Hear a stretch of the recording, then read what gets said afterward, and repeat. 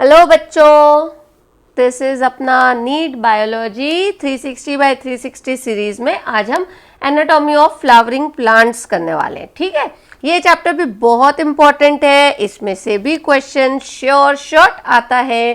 तो मैंने बताया था जो जो चैप्टर में से क्वेश्चन श्योर शॉर्ट है मैं उनको पहले कवर करने वाली हूँ। ठीक है, और मेरा मैक्सिमम आप देखोगे मैं एनसीईआरटी का साथ में लेकर चलती हूँ, सो दैट मेरा जो भी एनसीईआरटी बुक से आपके इंपॉर्टेंट पॉइंट्स है सारे कवर करती हूँ। आप चाहो तो लगे हाथ उससे उसको टैली कर सकते हो, स्टिल उसको शॉर्टकट में मैं अपने अलग से प्रिपेयर करूँगी। और वही ट्रिक आप लोगों को समझना पड़ेगा, एनसीईआरटी को अलग से कैसे आपने अपने आप जो नोट्स निकालने हैं, मेरा बताया हुआ आपके दिमाग में जाएगा। उसके बाद इसी स्टाइल से अगर आप लोग अपने नोट्स को प्रिपेयर करोगे तो चीज़ें बहुत आसान होंगी और अच्छी होंगी। चलो सो देखो, टिश्यूज़ की बात करेंगे। सबसे पहले we will talk about tissues. ठीक है, टिश्यूज़ में we are first talking about meristematic tissues. Meristematic tissue कौन से होते हैं? जो टिश्यूज़ में एक कैपेबिलिटी होती है टू कंटिन्यू सेल डिवीजन, यानी जो एक प्लांट हो या उसकी ग्रोथ में हेल्प करती है, सेल डिफरेंट बढ़ाने में हेल्प करती है, 1 का 2, 2 का 4, 4 का 8 मल्टीप्लिकेशन में। वो कौन सी सेल्स की एक कैरेक्टरिस्टिक होती है? This characteristic of repeated cell division is available with meristematic tissues. ठीक है ना, क्या होएगा? एक सेल रहेगा 2 बनेगा, एक यहाँ स्टोर हो जाएगा, ये 2 में डिवाइड होगा। ठीक है, ये अपने आप में 2 होगा, फिर ये एक स्टोर हो जाएगा और ये वाले डिवाइड होंगे। दिस इज सेल में, और ये इस साइड में मेरिस्मेटिक टिश्यू स्टोर भी होते जाएंगे और साइमल्टेनियसली डिवाइड भी होते रहेंगे। तो इसको कहते हैं ग्रोथ, कंटिन्यूअस ग्रोथ, और ये अपना बचा कर रखता है। जैसे कि नहीं आप लोगों को कहते हैं if you have 10 rupees save 2 rupees और consume 8 rupees, then again earn 10 rupees, again save 2 rupees and spend 8 rupees. यानी जो भी आप बनाते हो उसमें से थोड़ा अलग बचा के रखो। बस मेरिस्मेटिक टिश्यू ऐसे ही काम करता है, थोड़ा एक का 2 बनाता है और एक को स्टोर करता है और 2 को कंटिन्यू, फिर ये इधर स्टोर होता है। ये आप बायो में आगे दूसरे चैप्टर में भी ऐसा ट्री पैटर्न का आप देखोगे, हाउ वन साइड स्टोर होता है और how the other side continuous cell division चालू रहता है। ठीक है ना, तो अब हम बात करेंगे मेरिस्मेटिक टिश्यूज की। ठीक है ना, तो इसको 2 टाइप में आप डिवाइड कर लोगे। ठीक है, हमने डिवाइड कर लिया। तो पहले देखो आपका ये है 2 सेल्स विच हेल्प। देखो आपके प्लांट में ना, एक प्लांट में हमारे पास होता है रूट।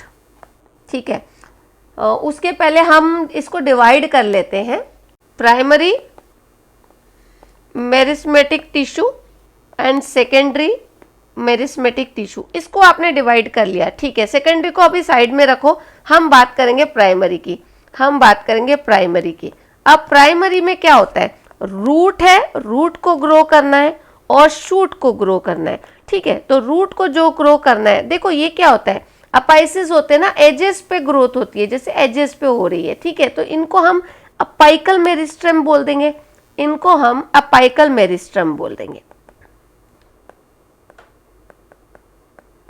ठीक है, apical meristem means root apical meristem and shoot apical meristem. इस तरीके से एक ट्री को अपने आंख के सामने इमेजिन करो, और भाई जमीन के अंदर उसकी रूट ग्रो हो रही है, जमीन के ऊपर उसकी स्टेम ग्रो हो रही है। ठीक है, जमीन के अंदर उसकी रूट ग्रो हो रही है, सपोज ये यहाँ पर, और रूट ग्रो हो रही है, तो यहाँ पर रहेंगे आपके रूट अपाइकल मेरिस्टेम, और ये यहाँ पर शूट ऊपर ग्रो हो रही है, तो दिस विल बी, या स्टेम ऐसे साइड में जा रही है। ठीक है, तो दैट विल बी इधर जो जा रही है शूट अपाइकल मेरिस्टेम। इस तरीके से ट्री को अपनी आंख के सामने इमेजिन करो और वो बढ़ रहा है, तो रूट अपाइकल भी हो गया, शूट अपाइकल भी हो गया, ये दोनों हो गए। यानी पहला क्या हो गया, प्राइमरी में फर्स्ट कैटेगरी क्या हो गया हमारा, अपाइकल मेरिस्टेम। उसमें you have one is root apical meristem, the other is shoot apical meristem. अब दूसरी चीज आ जाती है, इसी में आपको एक्सिलरी बड पता होना चाहिए। एक्सिलरी बड क्या होता है? Doing the formation of leaves and elongation of stem. जब एक लीफ बन रही है और जब एक स्टेम आगे ग्रोथ कर रही है, सपोज एक स्टेम ग्रो कर रही है, तो जो ये क्या करता है, प्लांट अपना ना कुछ मेरिस्टेम स्टोर कर देता है, छोड़ देता है।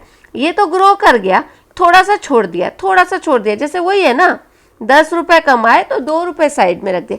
अब ये जो थोड़ा सा छोड़ दिया ना, इसका ये क्या करता है, सपोज आपने इस ट्री की इस ब्रांच को कट कर दिया, ये ब्रांच तो गिर गई अब, ठीक है, तो यहाँ इसको नई ग्रोथ करनी है, तो ये जो मेरिस्टेम इसने स्टोर रखा ना, ये इससे यहाँ पर न्यू ग्रोथ ले आएगा।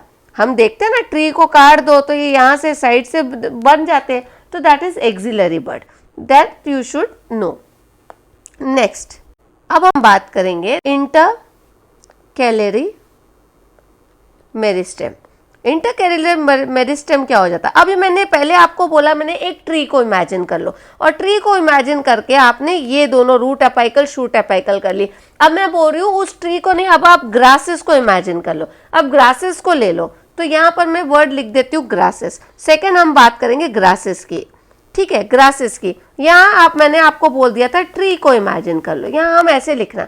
तो ग्रासेस में क्या होता है, काऊ आती है, घास खाती है, चली जाती है, फिर रोज आएगी, अगले दिन फिर से काऊ आएगी। ग्रासेस लगे हैं, ये सपोज आपकी फील्ड है, लॉन है, वहां पर काऊ आएगी, घास खाएगी, चली जाएगी। ये एक लंबी सी घास है, काऊ ने खा लिया, ठीक है, लेकिन आपको फिर से उसको एक हफ्ते बाद वो वहीं आकर खाती है घास, तो क्या होएगा, घास काऊ ने ये खा लिया, फिर से ग्रोथ होएगी। तो ये जो नोड्स, इंटरनोड्स के एरिया में जो मेरिस्टेम्स प्रेजेंट होते हैं ना, दे आर नोन एज आपके इंटरकैलरी मेरिस्टेम। तो इंटरकैलरी मेरिस्टेम आया तो वर्ड आपको ग्रासेस याद आना चाहिए। इंटरकैलरी मेरिस्टेम आया तो आपको प्राइमरी मेरिस्टेम याद आना चाहिए, क्योंकि ये प्राइमरी ग्रोथ में हेल्प होती है। तो अब हमारा आता है सेकेंडरी ग्रोथ। अब हमारा आता है सेकेंडरी ग्रोथ में हम नीचे ले लेते हैं सेकेंडरी मेरिस्टेम। सेकेंडरी मेरिस्टेम में हम किसकी बात करेंगे, अरे जो बाद में ग्रोथ होती है। जैसे आपने पहले यहाँ पर ट्री को बड़ा किया, यहाँ पर आपने ट्री को टॉल किया, अब मुझे इसी ट्री को मोटा करना है, गर्थ में बढ़ाना है, ठीक है। साइड वाइज जब वो लेटरल जब उसकी ग्रोथ होती है, सो हम बोलेंगे इसको क्या बोलेंगे, secondary meristem helps in lateral growth, ठीक है। ऑफ स्टेम बोल दो suppose, lateral growth, side wise जो अच्छा मोटा हट्टा कट्टा ट्री होता है। देखो ना आप 5 साल पुराना एक ट्री देखो और 25 साल पुराना बरगद का ट्री देखो, तो कितने चौड़े होते हैं उसके स्टेम, है ना। तो दैट द लेटरल ग्रोथ, वो किसके वजह से हुई, वो आपकी सेकेंडरी मेरिस्टेम के वजह से। नाम ही बता रहा है, प्राइमरी फर्स्ट आएगा, सेकेंडरी नेक्स्ट आएगा। तो जो बाद में होता है, इन द लेटर स्टेजेस होता है, तो लेटरल ग्रोथ तो सेकेंडरी ग्रोथ, ठीक है। अच्छा, सेकेंडरी मेरिस्टेम में हमारे कौन से आते हैं, हमारे 3 टाइप्स के हम मेरिस्टेम पढ़ेंगे। तो ये ले लो आप, इसमें 3 नाम आप लर्न कर लो, फैसिक्युलर कैम्बियम, वैस्कुलर कैम्बियम। ये जब आप स्टेम और रूट का अंदर का हिस्सा पढ़ोगे ना, when we will study the inside of the stem and root, तब ये टर्मिनोलॉजीज आपके सामने आएंगी, इसलिए कंफ्यूज नहीं होना, तब मैं अच्छे से इस चीज का बताऊंगी। पर सेकेंडरी मेरिस्टेम में हमारे को पता होना चाहिए, फैसिकुलर वेस्कुलर कैम्बियम आया, अब इसी फैसिकुलर में हम दूसरा लिख दो इंटरफैसिकुलर कैम्बियम लिख दो। इंटरफैसिकुलर यानी 2 के बीच में होगा, फैसिकुलर एक अपने आप में होगा, फिर 2 के बीच में जब कुछ बनेगा तो वो इंटरफैसिकुलर हो जाएगा। और एक याद कर लो, कॉर्क कैम्बियम। इनके ऊपर भी क्वेश्चन आता है। जब इन टॉपिक को मैं डिटेल में करूंगी, ये तीनों आपको समझ जाएंगे। बट फिलहाल आपको पता होना चाहिए, सेकेंडरी मेरिस्टेम में fascicular vascular cambium, इंटरफैसिकुलर and cork cambium, ये 3 आते हैं, ठीक है। इन शॉर्ट में मैं फिर से बोल रही हूँ, लंबा हो जाएगा वीडियो बहुत।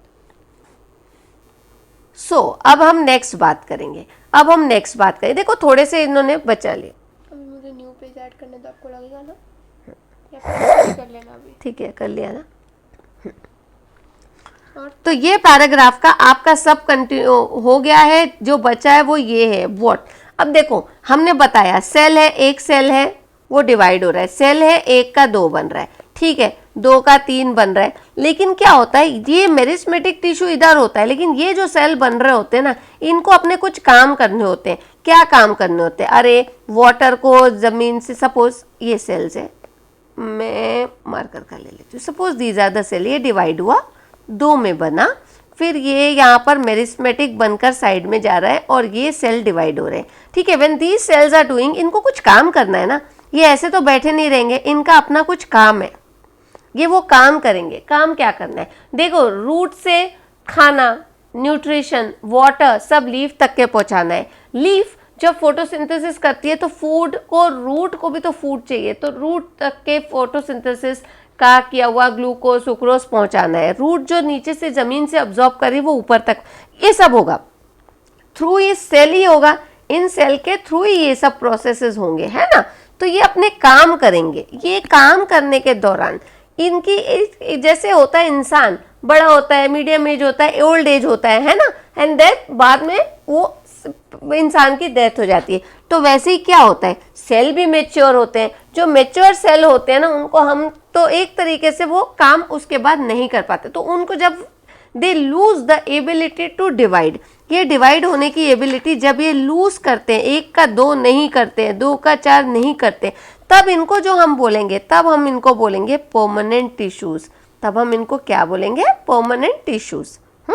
तो परमानेंट टिश्यू बोलो या मेच्योर टिश्यू बोलो, दोनों ही एक ही बात है। परमानेंट टिश्यू और mature cells, and they constitute the permanent tissue. ठीक है,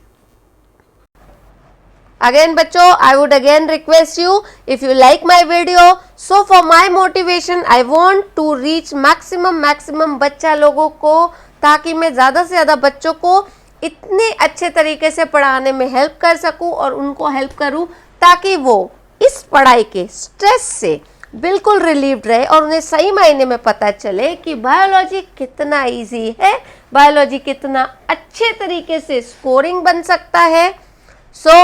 मुझे आप सबका सपोर्ट चाहिए इसमें, so do comment, share and subscribe my channel. Bye bye.